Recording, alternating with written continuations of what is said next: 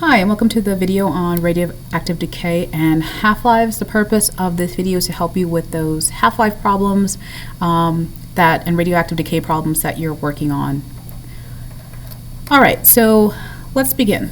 First, I want to start off by discussing what sort of things that you will be asked for these problems. Typically, for these problems, you're asked to find one of three things. The amount of the radioactive isotope, that could be its initial amount or final amount, how much time has passed during the decay, and what's the half-life of the radioactive isotope. Now, in order to answer those questions, you'll be given some select information, like you'll be given the initial and or final amount, you'll be given the half-life, and you'll also be given the elapsed time. So whatever you're not asked to find, you'll be given that information.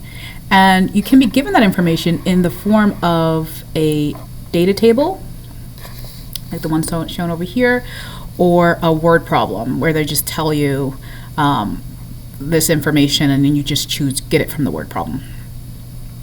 Now, because the strategies are a little different in terms of how you access information from the data table versus a word problem, you just identified it through reading strategies. For a data table, it's a little different, so I want to go over that with you.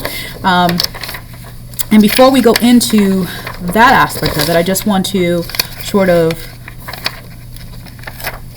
remind you of some of the key terms that you're going to need for these types of problems. So when I talk about half-life here, remember that's the time it takes for half of a radioactive isotope to decay.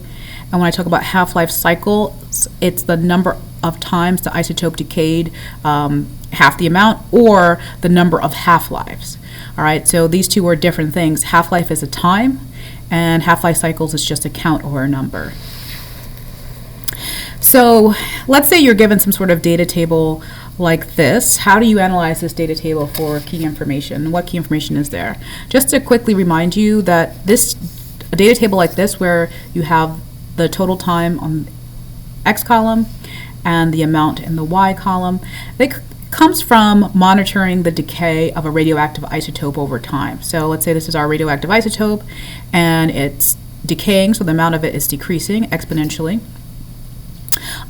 This is the sort of data that we would get from a lab, and we can put that in a chart or table, or we can put it in a graph like this. So what information can you get from a table like this? Well, first thing, you can get the initial amount.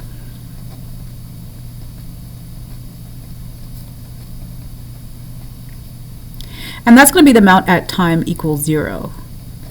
So if your data table has a time equal to 0, that means when you just started, no decay has happened yet, the corresponding amount is your initial amount. And you can also get that from a plot of a graph too. It'll be whatever corresponds to where time is equal to 0, so somewhere on the y-axis. The other piece of information you can get from a plot like this, if you're fortunate enough, is the half-life. And the reason why I say if you're fortunate enough, because in order to get the half-life from a table like this, what you're needing to do is find where in the table, on the amount side, did half of your starting amount or any amount decayed. So if we're using our initial amount 1,000, half of 1,000 would be 500. So I'd find half of 1,000, and that's the 500. So that tells you this half of it has decayed. Now the cool thing, or the key thing about half-life is not an amount. And I will repeat that, it's not an amount, it's the time. So the half-life is not 500, but it's the time that corresponds to 500. So it would be the 8. So to find the half-life, you look for where half of it has decayed.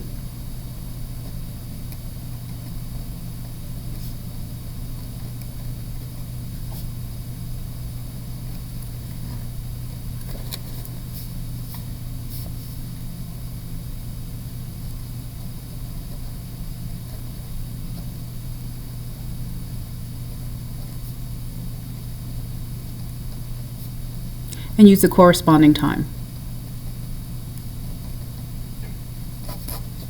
And the key thing there is to make sure you're using the corresponding time and not the amount. So that's another piece of information that you can get there.